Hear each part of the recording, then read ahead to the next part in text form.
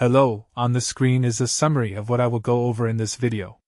Make sure to watch to the end so you don't miss anything.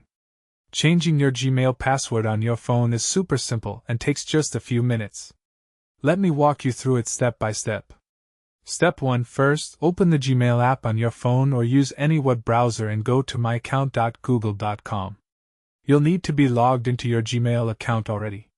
Once you're there, look for the security section on the left side of the screen. Step 2.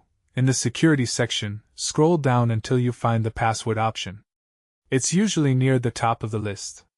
Tap on it, and you'll be taken to the password change page.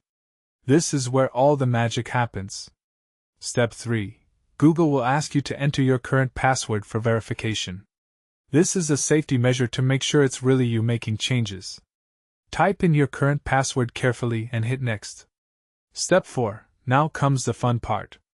Enter your new password in the first field.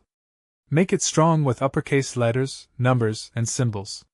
Then type that same new password again in the confirmation field to make sure there are no typos. Step 5. Finally, click the Change Password button and you're all done.